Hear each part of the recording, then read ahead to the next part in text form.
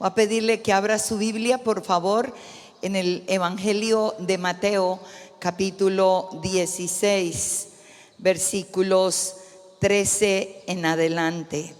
Mateo, capítulo 16, versículo 13 en adelante, un pasaje muy conocido, pero quiero usarlo para introducir la palabra que quiero compartir con ustedes. Dice: viniendo Jesús a la región de Cesarea de Filipo, preguntó a sus discípulos diciendo: ¿quién dicen los hombres que es el Hijo del Hombre? Ellos dijeron, unos Juan el Bautista, otros Elías y otros Jeremías o alguno de los profetas. Él les dijo: ¿y vosotros quién decís que soy yo? Respondiendo Simón Pedro, dijo: tú eres el Cristo, el Hijo del Dios viviente. Entonces Jesús le respondió: bienaventurado eres Simón, hijo de Jonás, porque no te lo reveló carne ni sangre, sino mi Padre que está en los cielos. Y yo también te digo que tú eres Pedro, y sobre esta roca edificaré mi iglesia, y las puertas del Hades no prevalecerán contra ella. Y aquí tenemos cómo Jesús hace dos preguntas a sus discípulos. La primera pregunta tenía que ver con la opinión que otros alrededor de ellos tenían acerca de Jesús. Y esa pregunta fue muy fácil responderla, porque los discípulos simplemente dijeron lo que otros habían dicho de Jesús. Señor, unos dicen que tú eres Elías, que tú eres como Jeremías, que tú eres como alguno de los profetas. Pero luego el Señor les reta a una pregunta íntima, a una pregunta que tenía que ver con ellos, porque ellos habían caminado 3 años con el Señor. Ellos durante esos 3 años y unos meses habían podido conocerlo muy de cerca, y esto es hermoso. Entonces Jesús les dice: ¿y qué represento para ustedes? ¿Qué opinión tienen ustedes acerca de mí? Hubo un silencio porque no era fácil describir en pocas palabras la grandeza del concepto que tenemos acerca de un Dios tan grande, y más cuando tú has caminado con Él. No consigues palabras para describir la grandeza de ese Dios. Pero por fin Pedro exclamó con una respuesta que se ha perpetuado a lo largo de todos los siglos: oh Señor, tú eres el Cristo, tú eres el Hijo del Dios viviente. Y Jesús dijo: bienaventurado eres Simón, hijo de Jonás, porque lo que tú acabas de decir no te lo reveló carne ni sangre, sino mi Padre que está en los cielos. Ahora, cuando Jesús hizo las preguntas pidiendo que le contestaran qué opinión tenían otros acerca de él y ellos mismos, no lo preguntó porque él tuviera una crisis de identidad. ¿Quién dicen los hombres que soy yo? ¿Quién dicen ustedes que soy yo? En esa crisis de identidad, la pregunta no venía porque él no sabía qué había venido a hacer a la tierra. Él sabía quién era y sabía cuál era su misión. Pero él los estaba llevando para darles una enseñanza a ellos mismos. Y de esto es que quiero compartir en esta mañana con ustedes, iglesia. Y por eso el título de mi mensaje es: ¿qué dice el cielo de ti? Porque vivimos en un mundo donde nos esclavizamos de las opiniones que otros puedan tener de nosotros. Nos importa mucho el qué dirán. Si usted mira la vida nuestra y de muchas personas, aún para vestirnos, mucha gente para vestirse dice: ay, no me pongo esto porque ¿qué van a decir de mí? Y en la humanidad vivimos esclavos de lo que media humanidad puede opinar de nosotros. El temor al que dirán, el miedo al que dirán, el querer causar la mejor impresión, aunque después la gente se desilusione de nosotros. Y cuando el Señor me dio esta palabra hace un tiempo atrás, vino con una confrontación. Este mensaje nace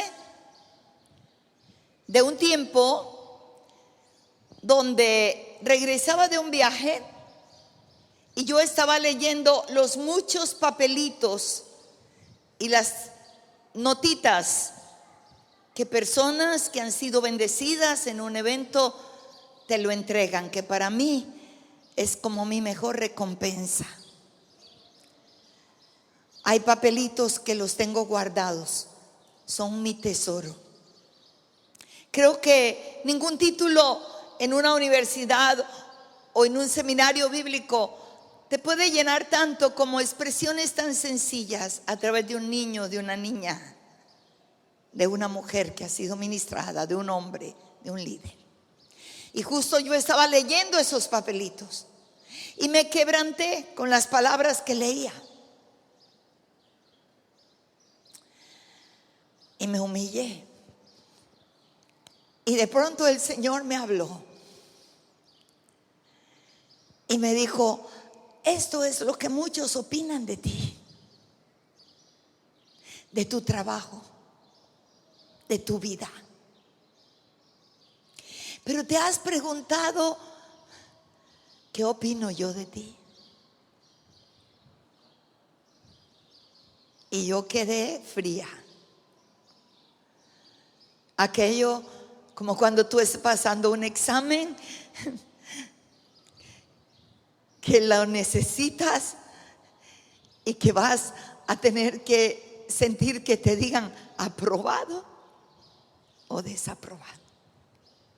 Y temblé y lloré. Me olvidé de los papeles y comencé a pensar: Señor, ¿qué piensas tú de mí? ¿Qué opinión tienes de mí? ¿Podré yo haber llenado tu corazón? Y entendí algo: que no nos debe importar tanto aquello que la gente perciba de ti o de mí. Que lo más importante es vivir en esta tierra buscando la buena opinión de Dios. Porque eso determinará mi caminar. Eso es lo que produce que yo camine para agradarle a Él, que me llamó, que me tomó, que me salvó, que me redimió. Y que todo aquello que yo de aquí en adelante pueda hacer sea para agradarle al Señor. Eso determinará mi vida cristiana victoriosa. Entonces este mensaje nace de allí. Inmediatamente después de que el Señor me responde mi pregunta, solo quiero decirles que pasé la prueba, gracias a Dios. Que pude sentir la sonrisa de Dios y el amor de Dios. Y pude sentir su manito diciendo: bien, gloria a Dios. Y entonces el Señor me llevó a mirar qué opinión tenía Dios de otros personajes de la Biblia. Y voy a compartir las opiniones que Dios tenía de otras personas, de otros hombres de la Biblia, de otros siervos de la Biblia, porque nos va a ayudar realmente a trabajar esto en nuestra vida de aquí en adelante. Cómo debo caminar, cómo debo vivir. No quiero torcerle el brazo a Dios para sacarle una sonrisa. Quiero despertar, abrir mis ojos cada mañana y sin que salga a la ventana, solo mirar que Él me está sonriendo y que te está diciendo: agradas mi corazón. ¿Cuántos alaban al Señor por eso? Y la primera persona que quiero mencionar es Abraham, ¿Qué opinión tenía Dios sobre Abraham? ¿Qué expresó Dios de Abraham? ¿Cuál fue su concepto de él? En Génesis capítulo 18 encontramos un pasaje que nos habla mucho de lo que Abraham era para Dios, del concepto que Dios tenía de Abraham. Este capítulo 18 es muy hermoso porque comienza diciendo: después se le apareció Jehová a Abraham en el encinar de Mamre, estando él sentado a la puerta de su tienda en el calor del día, como el que está haciendo estos días aquí en Nicaragua. Y alzó sus ojos y miró, y aquí 3 varones que estaban junto a él. Y cuando los vio, salió corriendo a la puerta de su tienda a recibirlos y se postró en tierra. Y dijo: Señor, si ahora he hallado gracia en tus ojos, te ruego que pases, que no pases de tu siervo. Y allí usted comienza a ver que él trae agua, les lava los pies, que trae un bocado de pan, que los sustenta, que manda a que se mate un cabrito, un cordero, a preparar comida, a amasar pan. Y ese es el concepto que Dios tenía de Abraham. Y para Dios, Abraham era su amigo. Yo disfruto la amistad. Yo vengo de una familia, mi padre, mi madre, de una herencia de amistad. Las amistades que tenemos son amistades de muchos años. Mi madre tuvo una amistad con su mejor amiga de más de 70 años. Mi hermana mayor, su mejor amiga, tiene 50 años de amistad. Mi siguiente hermana tiene una amiga de más de 48 años. Ahora sus hijos son mejores amigos y sus nietos son mejores amigos. Y yo tengo una gran amiga que ustedes la conocen, y es Susan. Es mi gran amiga, 32 años de amistad. Y tengo amigos en Nicaragua como Gerardo y María.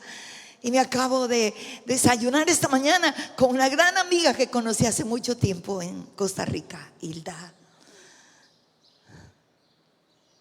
Mis pastores, Pastor Rafael y a Pastora Dana, no solo son mis pastores, son mis amigos. Y cada vez que tengo la oportunidad de que voy a estar con ellos, cuento los días. Y podemos tener muchos amigos en la tierra, pero lo que más importa, ¿sabe qué es? Que tú ganes el título delante de Dios, como lo ganó Abraham. Una cosa es mi hijo. A veces los hijos no son los mejores amigos. A veces la familia no es la mejor amiga. Pero que Dios pueda decir: Asbel es mi amiga, Gerardo es mi amigo. Y entonces este pasaje de Génesis 18 describe lo que es una amistad. Los comentaristas grandes dicen que vino realmente la Trinidad, una teofanía, que Dios visitó la tienda de Abraham. 3 personajes, habla de la Trinidad. Él se postra, él les adora, inmediatamente corre. Qué confianza tenía tan hermosa, que lo primero que les dijo: vengan, siéntense a la mesa, comamos el pan, comamos el cordero. Les lavó los pies, los amó. Había una relación de intimidad, no habían barreras.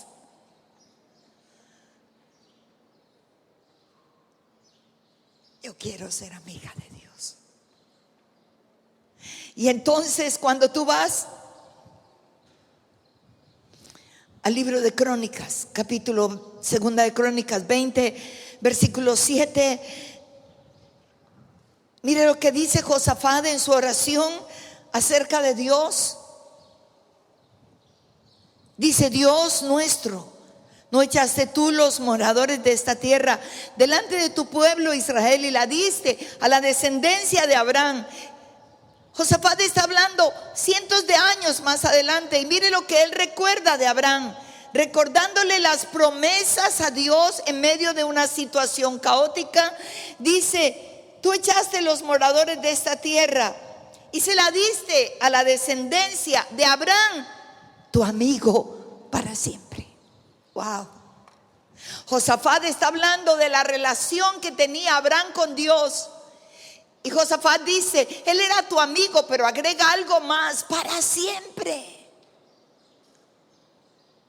Cuando usted va al libro de Santiago en el Nuevo Testamento, en el capítulo 2, en el versículo 23, Santiago dice: y se cumplió la escritura que dice: Abraham creyó a Dios y le fue contado por justicia y fue llamado el amigo de Dios. Wow. ¿No le parece esto muy cercano? Que usted y yo podamos ser llamados amigos de Dios. A veces usted quiere ser amigo de alguien. Usted quisiera pertenecer a ese círculo de amigos. Usted admira a una persona. Usted ama a esa persona por lo que ha recibido. Y tal vez pasa la vida: ¿cuándo me incluirá en su círculo? Pero los brazos de Dios están tan abiertos para que tú y yo seamos amigos. Gloria a Dios. Así es que el primer concepto, la primera opinión que Dios tenía de Abraham era que Abraham era su... ¿Está dormido? Despierto. Yo sé que el calor es fuerte, pero reaccione un poquito y me va a ayudar. ¿Ok? ¿Cuántos alaban a Dios? Y el segundo concepto que tenía de Abraham era su confianza generacional. Dios no solamente confiaba que Abraham era su amigo, y escuche bien esto, tenía en Abraham un concepto bien grande generacional. En ese capítulo 18 de Génesis, cuando ya salen de la tienda, recuerde que allí Dios trajo dos noticias para Abraham. Una, que Sara el año que vendría tendría ese hijo de la promesa. Pero la otra se la dio cuando salieron de la tienda, cuando fueron caminando. Cuando en el verso 16 dice: y los varones se levantaron de allí y miraron hacia Sodoma, y Abraham iba con ellos acompañándolos. Y Jehová dijo: encubriré yo a Abraham lo que voy a hacer, habiendo de ser Abraham una nación grande y fuerte, y habiendo de ser benditas en él todas las naciones de la tierra, porque secretos no se le ocultan a un amigo verdadero. Y Dios dice: no le puedo ocultar a Abraham lo que voy a hacer, porque él es mi amigo, no tengo secretos para él. Pero agrega algo más en el versículo 19: porque yo sé, mire cómo comienza, yo sé, había una convicción, había una seguridad, que él mandará a sus hijos y a su casa después de sí, que guarden el camino de Jehová, haciendo justicia y juicio, para que haga venir Jehová sobre Abraham todo lo que ha hablado acerca de él. Y lo que Dios tenía acerca de Abraham era la confianza de que Abraham perpetuaría su nombre a través de sus generaciones. Ahora recuerde, el hijo de la promesa no había nacido, nacería el año entrante. Pero Abraham tenía la seguridad, Dios tenía la seguridad absoluta que Abraham tomaría sus generaciones, las que nacerían, y los marcaría con el conocimiento, con el amor, con el temor de Dios. Y yo te pregunto, ¿puede Dios tener esa confianza? ¿Puede Dios tener esa seguridad acerca de tu vida y de mi vida? No estamos en este mundo con los hijos solamente para recibir un regalo. Ay, qué lindo cargarlos, brincar con ellos, saltar. No, usted y yo como padres hemos sido llamados a perpetuar el nombre de Dios en esta generación, en sus generaciones, en sus hijos. Que se conozca como ellos caminan con Dios en medio de toda la perversidad. ¿Cómo me impactó anoche cuando veníamos de comer? Cuando este chico hermoso, le pregunto yo acerca de qué está estudiando en la universidad. Y él dijo: fui a la universidad, pero no me hallé. No porque no tuviera capacidad intelectual, es un chico brillante. Dijo: fui a la universidad, pero no estuve bien. Volví a la iglesia, allí estoy bien. Usted dirá: un desperdicio. No, una ganancia gloriosa. Ha sido marcado por su padre, por su madre. Generaciones que se perpetúan en el amor de Dios y en el conocimiento de Dios y en el temor de Dios.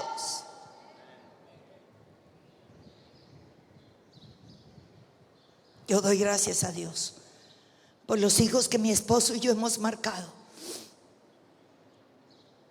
y por los nietos. Desde la más chiquitica, 6 nietos, 2 de cada hijo. La más chiquitica en este momento es Daniela. Daniela tiene 3 añitos. Es la niña de mi hijo mayor.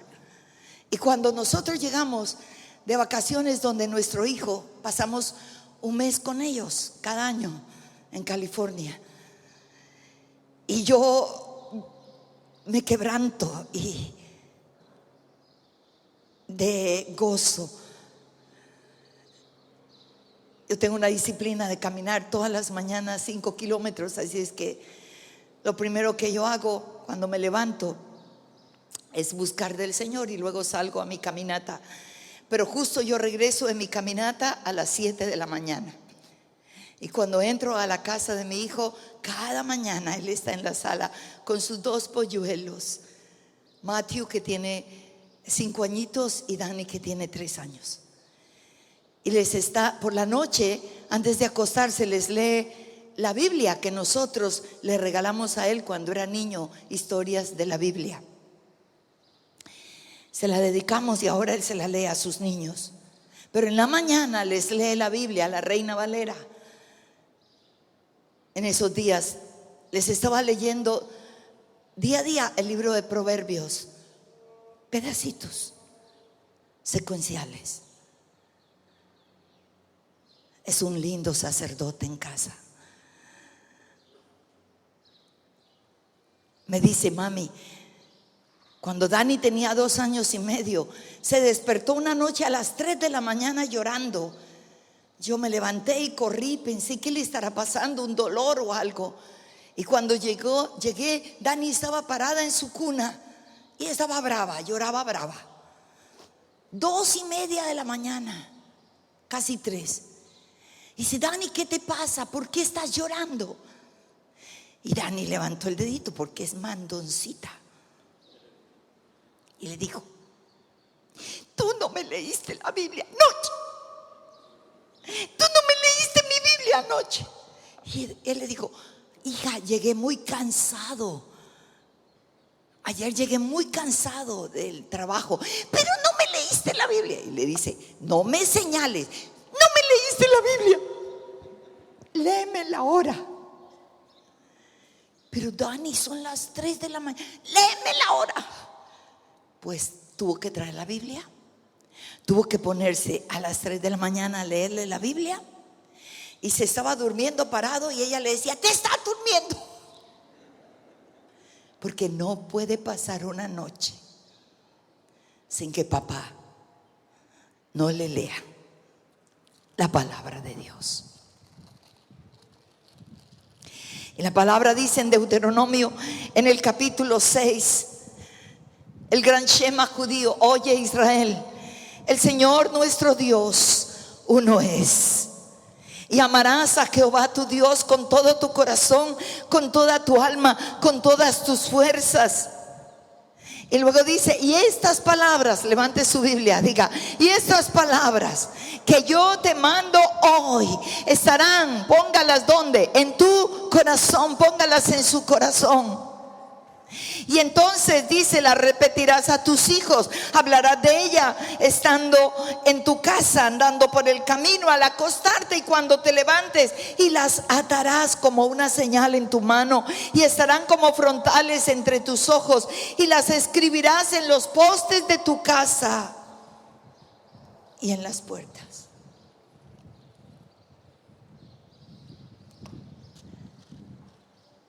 Tal vez las tienes en los postes de tu casa. Tal vez estas palabras están en cuadros en las paredes. Pero el orden es que las pondrás en tu corazón y después se las repetirás. Y Dios está hablando de una vida coherente entre lo que vivimos para podérselo transmitir. Cuando usted va al libro de Esdras, en el capítulo 7 de Esdras, versículo 10, usted encuentra la descripción de el escriba Esdras y dice que era un hombre temeroso de Dios. Y luego habla y dice que Esdras, antes de entrar en la palabra, preparaba su corazón para inquirir en la palabra. Y luego dice, y para vivirla. Y el tercer paso, y para enseñarla. Yo puedo, escuchen padres, yo puedo hablar de lo que no vivo, pero no debo. Porque por eso hay tantos hijos que están destrozados, que se han ido de casa, que están confundidos, porque de niños los trajimos a la iglesia. De niños se les habló en la iglesia de Dios, pero cuando llegan a casa no ven lo que papá y mamá viven en la iglesia, no viven en la casa. Y es un choque. Hilda, mientras desayunábamos, nos dijo esta mañana una frase muy linda: lo que se enseña bien, se aprende bien. O lo malo o lo bueno. Y yo quiero toda mi vida ser coherente entre lo que enseño y lo que vivo. Hasta aquí le voy a decir algo. Tenga la seguridad que jamás le enseñaré algo que no haya vivido. Tenga la seguridad. Y tengo el privilegio de predicar en mi propia casa, delante de mi esposo, de mis hijos, de mis nietos. No quiero jamás que tengan un concepto de hipocresía. Dios tenía un concepto bueno de Abraham. Marcaría sus generaciones. Ustedes están bajo una buena cobertura. Sus pastores están marcando sus generaciones. Nosotros tenemos una cobertura apostólica muy buena que ha marcado su generación. Eso me da tranquilidad, porque lo que te cubre te pasa, o bueno o malo. Por eso hay que saber bajo qué cobijo estamos, bajo qué techo. Si ese techo tiene goteras, te va a pasar toda la catástrofe. Pero si ese techo es seguro, estarás cubierto bien. Yo sé, dijo Dios, yo sé. Qué tremenda dos palabras, yo sé. Dios sabía. Podía venir quien fuera y decir, yo sé que Abraham mandará a sus hijos, a sus nietos. Por eso se habla del Dios de Abraham y del Dios de Isaac y del Dios de Jacob. Y si solo te pudiera dejar esto, papá que estás aquí, mamá, nuestra vida tiene que ser diferente.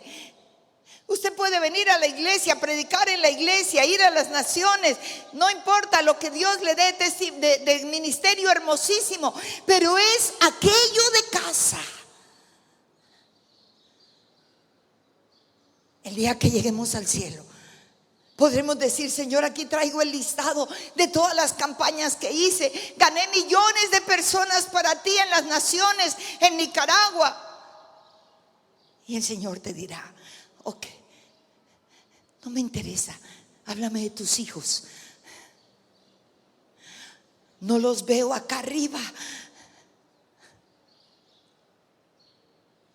Es tus hijos.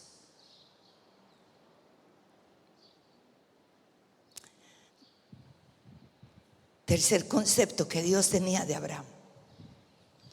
Número uno, que era su amigo. Número dos, que tenía una confianza generacional en él. Y cuando tú vas a Génesis capítulo 22, encuentras el tercer concepto de Dios sobre Abraham. Como me gusta. Es algo que hemos perdido hoy y que necesitamos recuperarlo. En el capítulo 22, cuando él le pide que sacrifique a su hijo, a Isaac, al único, a quien amaba, en el monte Moriah, y le dice: quiero que me lo des en holocausto, o sea, entrégalo todo. Y cuando Abraham lo puso sobre el altar a su hijo, cuando estuvo con el cuchillo levantado para degollar su corderito, se escucha la voz del cielo. En el 22:11, voy a leer desde el 10, dice: y extendió Abraham su mano y tomó el cuchillo para degollar a su hijo. Verso 11, entonces el ángel de Jehová le dio voces desde el cielo y dijo: Abraham, Abraham. Era una urgencia. Abraham, Abraham. El proceso para ofrecer en holocausto a Isaac no fue fácil. No es fácil el único hijo tenerlo en el altar y degollarlo. Ahora Dios iba a hacer algo, pero el proceso era duro. Pero estaba determinado. Y Dios tuvo que decirle con urgencia: Abraham, Abraham, para. Porque iba determinado. Y eso fue el tercer concepto que yo encuentro que Dios tenía de Abraham. Entonces le dijo: no extiendas tu mano sobre el muchacho, no le hagas nada.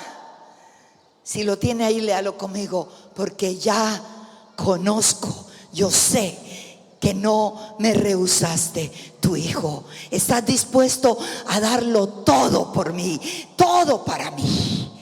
No me reservas nada. Pero conozco el temor de Dios que hay en tu corazón. Y ese es el tercer concepto. Dios sabía que el corazón de Abraham estaba lleno de temor de Dios. El temor de Dios es algo que hemos perdido como iglesia. Me duele en el alma ver con qué liviandad caminan hoy siervos, líderes. Incursiono mucho con tantos líderes en tantas naciones. Cuando veo la arrogancia, la altivez, cuando veo el esplendor personal, cuando veo los títulos, cuando veo cómo quieren que los presenten, cuando veo cómo caminan. No se necesita conocer mucho una persona para percibir a primer impacto si hay temor de Dios o no hay temor de Dios. Y el temor de Dios que tenía Abraham hacia Dios no era miedo, no era susto, no era algo que producía un concepto errado de quién era Dios. No, al contrario, el temor de Dios es reverencia, es un amor apasionado por Dios, es darle a Dios el primer lugar en nuestras vidas, es no querer hacer nada que pueda ofender su corazón, es estar dispuesto a morir para agradarle a Él. Hay cosas que en mi carne posiblemente tú y yo quisiéramos hacer, cosas que aún las podemos catalogar bajo una medida, como dice Pablo: todo me es lícito, mas no todo conviene. Mire, anoche estábamos cenando en un restaurante y a la final ya estábamos todos rendidos. Ya no se sabía si era hambre o sueño. Y cuando terminamos de comer, yo vi un cuadro hermosísimo. Frente a mí estaba Dana. El pastor Ral se pasó al lado de ella. Los dos estaban, que mejor la cama ahí al lado. Pero ella estaba tan cansada que se echó en los brazos del pastor Ralph. Y el cuadro era tan bueno que yo dije: voy a tomarles una foto. Y les tomé una foto y la iba a poner en Face. Asbel se me adelantó. Ella también captó el momento. Pero ¿a qué voy con esto? ¿Sabe por qué no la puse? Porque ellos dos estaban tan rendidos, desgastados, que parecían borrachitos. Y había una copa que era de agua. Pero copa, no vaso, copa. ¿Y sabe por qué no la puse? Porque dije yo, alguien va a pensar que tomaron vino. Y no quiero dañar lo que yo conozco de sus vidas. Escuche.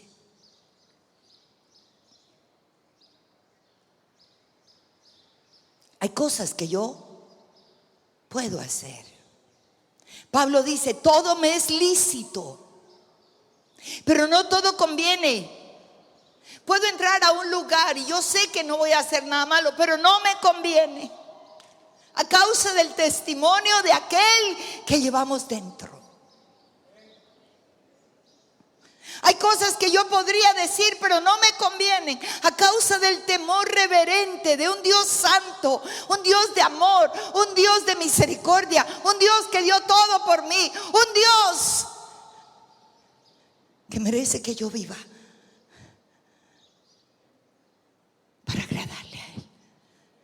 Ya conozco, Abraham, que tú me temes, que el temor de Dios está en tu corazón. ¿Sabe lo que dice Isaías capítulo 33 versículo 6? Hablando de los tiempos finales para Israel.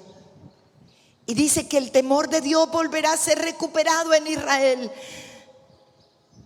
Y esto fue profético y dice, Israel, y reinará en tus tiempos la sabiduría y la ciencia y abundancia de salvación. Y mire lo que dice, y el temor de Dios será tu tesoro. Hay cosas que repetimos, pecados que repetimos. Bueno, Él no hace nada, debe ser que estoy bien. Pero debemos vivir no con un temor religioso, escuche, no con un temor legalista, no porque nos han dicho no. Él dijo en Ezequiel que vendrían días, hablando de nuestra generación, que Él cambiaría el corazón de piedra por un corazón de carne. Y Él dijo, por mi espíritu pondré mis leyes en su mente y en su corazón. Eso quiere decir que no necesito que nadie me diga esto hay que hacer o es que hay no hacer. Es que su ley, su palabra está en mi corazón. Y el Espíritu de Dios es el que me dice las cosas que a Él le agradan y las cosas que a Él le desagradan. ¿Hasta qué punto? Pero no por miedo, no sé si me entiende. Es un deleite agradar el corazón de Él.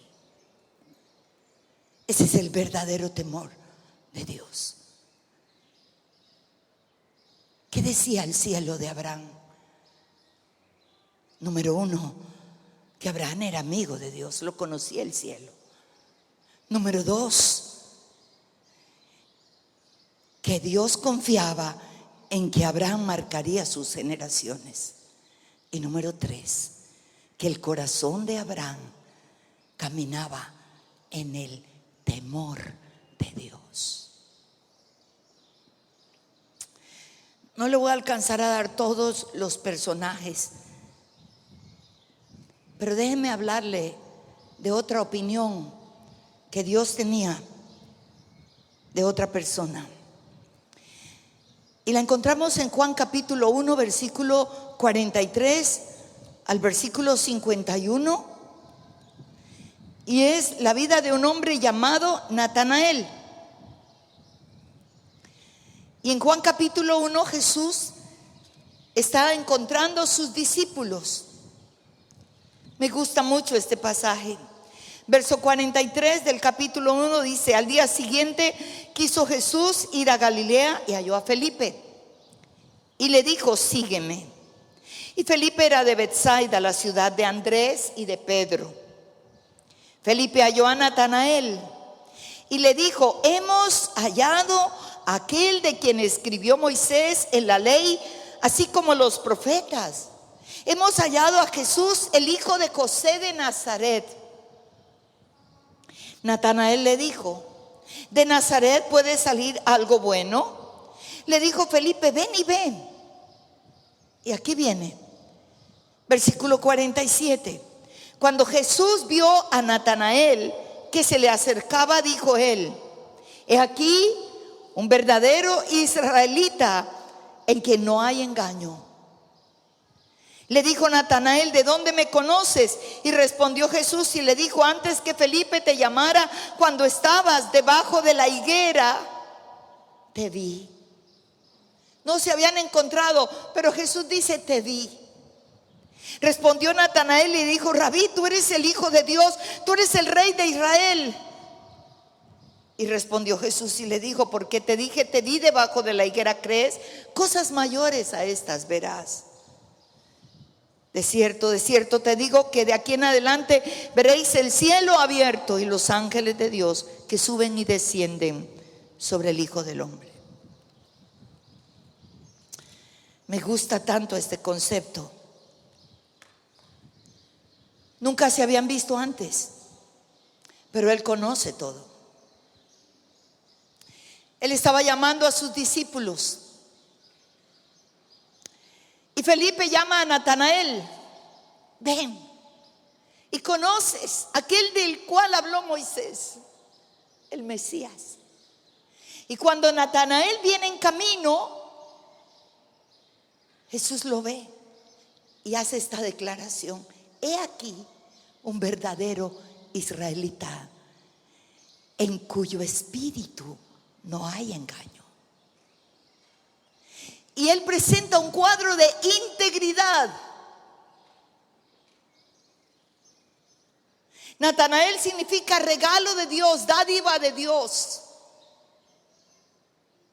Y el concepto que el cielo tenía de Natanael, aunque Natanael todavía no se había encontrado con el Salvador, era este: un verdadero israelita.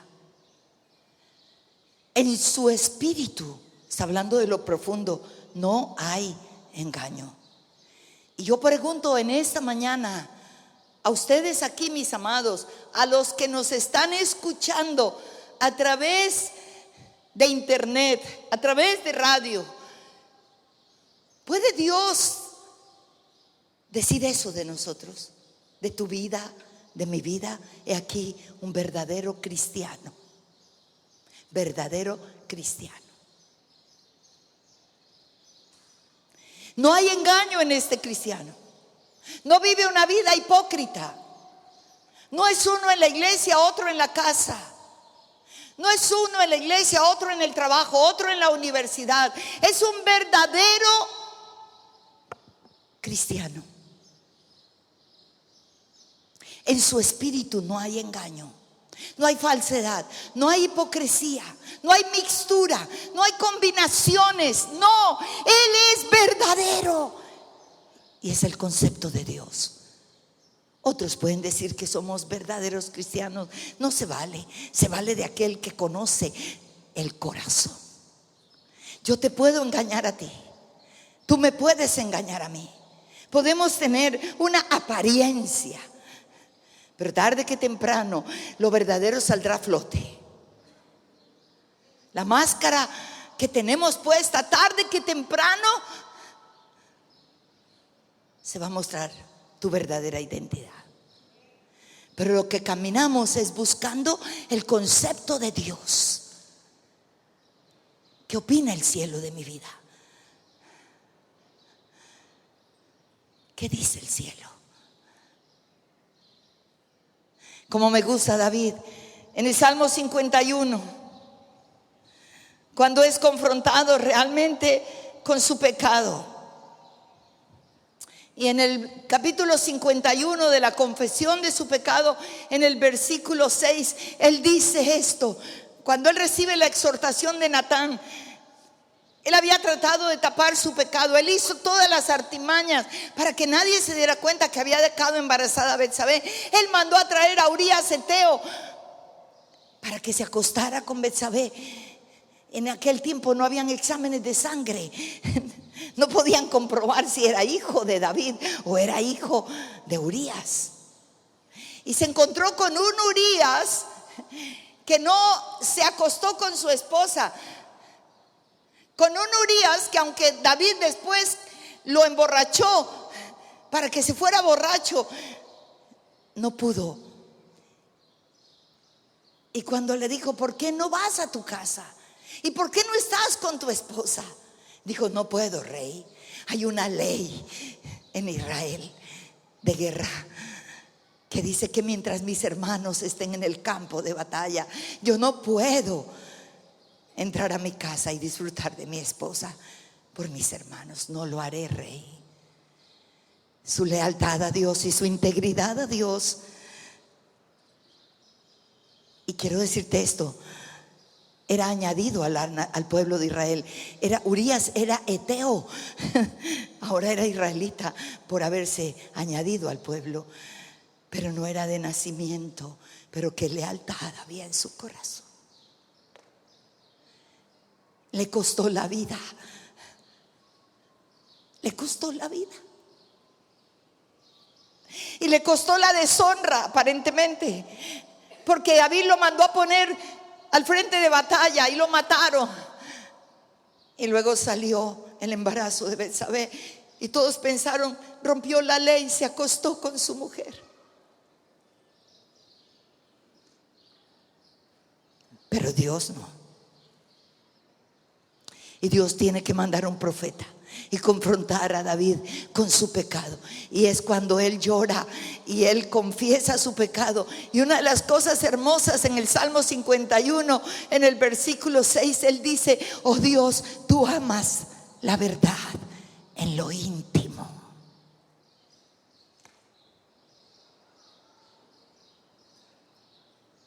Tú conoces lo íntimo. Tú sabes en lo íntimo. Cuando Dios me confrontó con este versículo, fue un día que regresaba de una campaña. Y al día siguiente en mi devocional me tocaba el Salmo 51. Y cuando llegué a este punto: tú amas la verdad en lo íntimo, el Señor me dijo: tú estás mintiendo. Yo dije: ay, Señor, pues que yo me dé cuenta, no.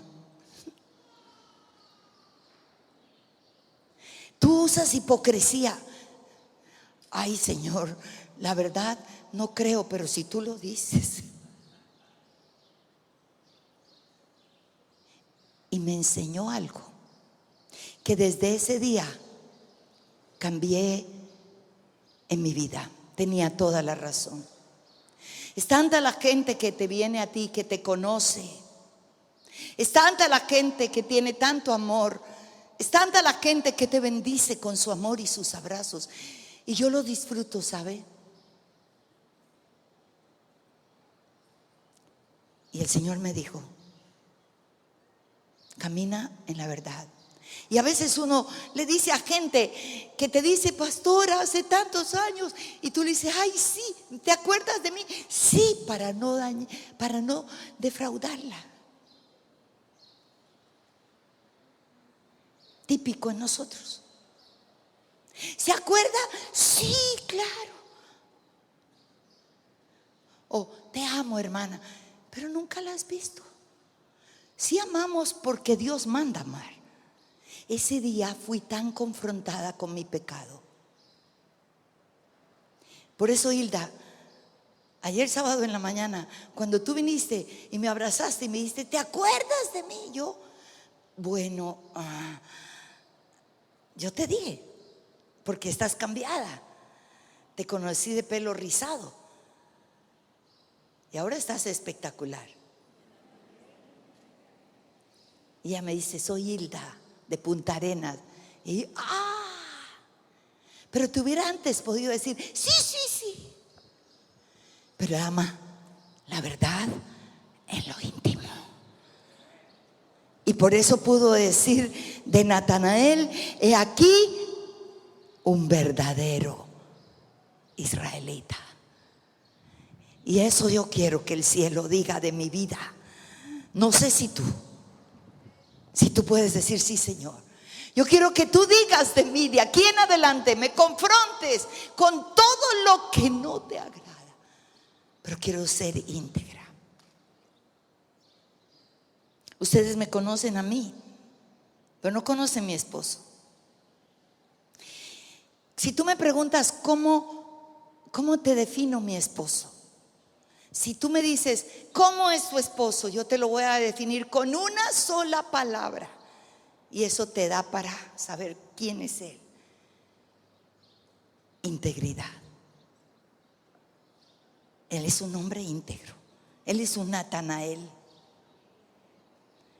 Y no de ahora, cristiano, siempre desde que nos casamos, íntegro.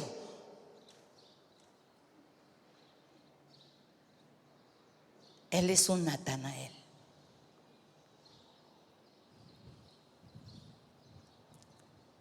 Y cierro este mensaje, un subliminal para ustedes, chicos. Los he disfrutado mucho estos días. Están muy en el espíritu. Qué hermoso que están sentados allá adelante. Que no hay que decir, el pianista, ¿dónde anda?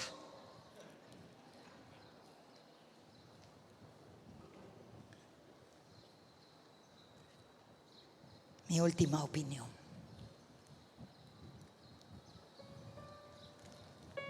Son 6, pero nomás quedamos en 3. La próxima les doy las otras 3. El último concepto. ¿Y cómo no cerrar con este concepto? Y lo encontramos en Mateo capítulo 3, el versículo 17.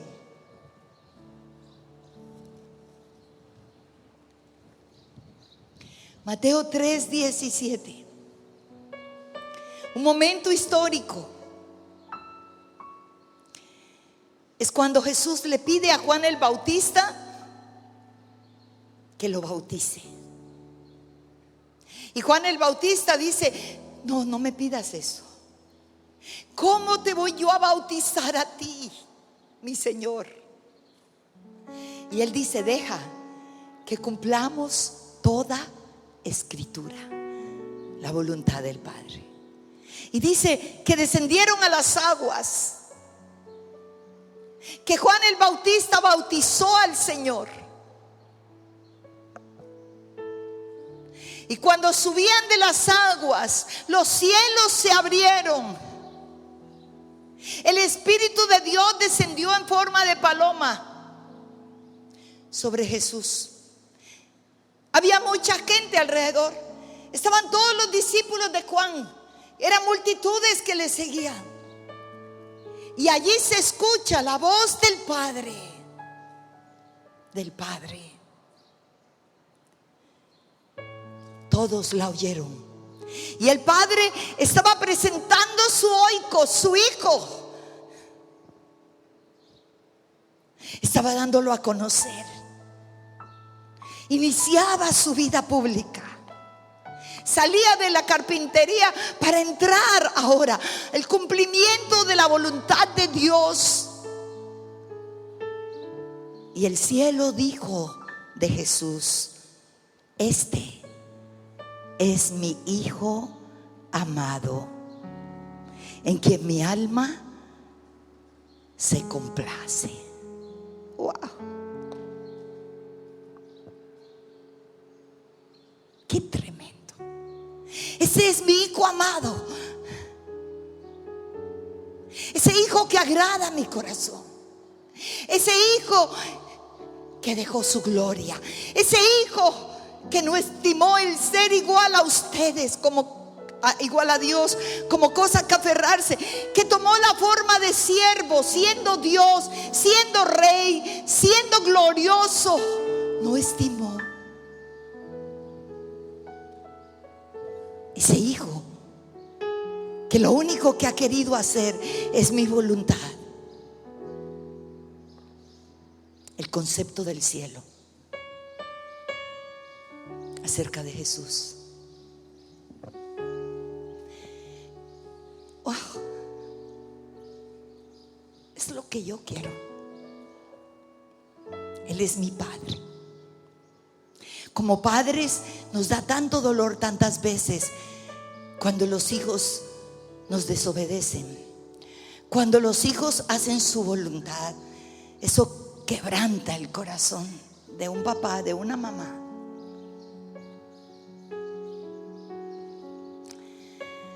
Y qué tremendo, amados, es la vida de Jesús, nuestro ejemplo para imitar. No hay nadie más que quisiéramos imitar sino a Él. Y yo quiero oír todos los días la voz de mi Padre que diga: esta es mi hija muy amada, en que mi alma se complace.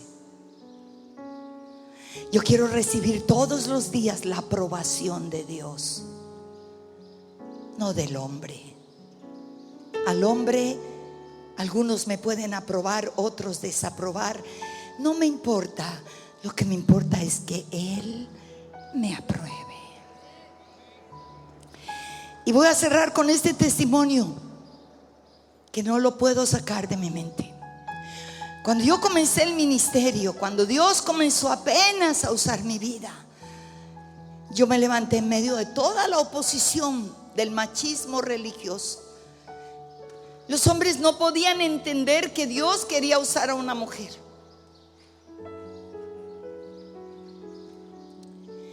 Y tuve que pagar precios muy duros por ser mujer. Pero fui valiente, gracias a Dios. Y Dios me ayudó. Él respaldó mi vida. En esos inicios, algunos creían. Y fui invitada una noche para una vigilia de oración. Había un joven de una misión grande, una misión que está abierta al cuerpo de Cristo. Ese chico estudiaba en la universidad y él grababa los programas de mi pastora y mío para salir el domingo en la radio. Y yo comencé en la radio presentando a mi pastora y cerrando el programa. Y él grababa. Él estaba en la universidad estudiando comunicación. Y él era un gran líder nacional, un chico con un llamado a jóvenes muy fuerte y realmente un llamado a la política. Ahorita mismo él es concejal en La Nación. Marco Fidel me invita para un clamor por Colombia. Él inició uno de los clamores por la nación. Yo te estoy hablando de 33 años atrás.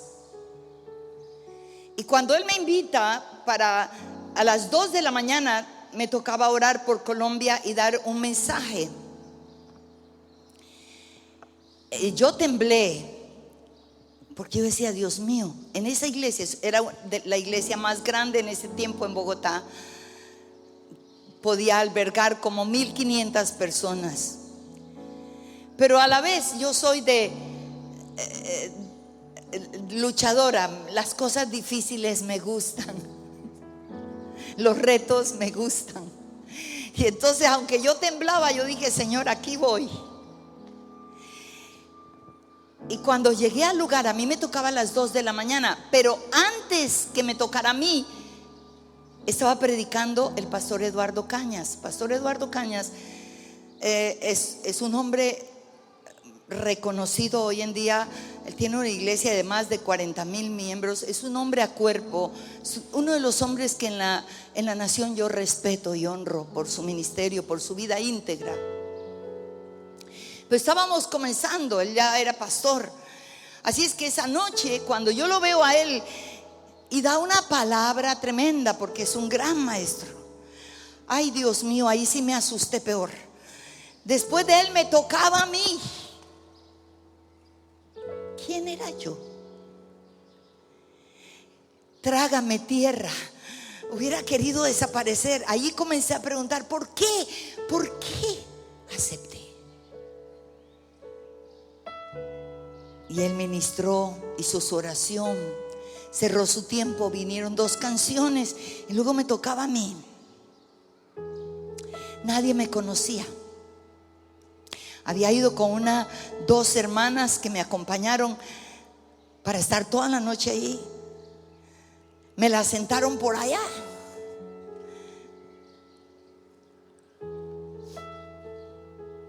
Yo temblaba. El pastor, yo por lo menos dije, él predicó, oró y se fue. No se fue, se quedó. Y yo comencé con tanto miedo, con tanto temblor, con tanto al principio. Pero ¿sabe qué cambió mi miedo? ¿Sabe qué me trajo paz? ¿Sabe qué me trajo confianza? Y me olvidé del pastor Eduardo y me olvidé de los miles que estaban allí. Estaban transmitiendo en directo por la radio. Y me enfoqué en lo que Dios me había dado. Que justo a los 5 minutos que yo comencé a predicar, entró mi padre espiritual con su esposa, un misionero de Nueva Zelanda. Fue mi maestro en el seminario bíblico, muy amigo de mi pastor que ya murió. Mi pastor fue un gran hombre, fue más mi maestro, pero mi padre espiritual fue Lindsay Christie, un hombre que impactó la nación. Y él sabía que me tocaba a las 2 de la mañana. Y ¿sabe qué? Él llegó a las 2 de la mañana con su esposa y estaban sentados en primera fila. Y cuando yo los vi a ellos, créamelo, que eso me quitó el miedo, me quitó el susto. Y cada vez que yo estaba hablando, expresando mi mensaje y giraba y los veía, él desde allí hacía esto.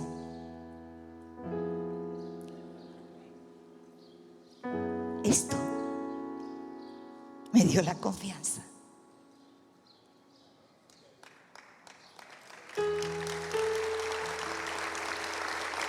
Qué bueno es tener pastores que te impulsen. Es más, yo pienso el pastor Ralph debería estar predicando hoy, pero me cedió el turno. ¿Sabe? Hace 2 años estaba yo predicando en Lakewood. Les consulté a mis pastores, acordamos y ellos dijeron: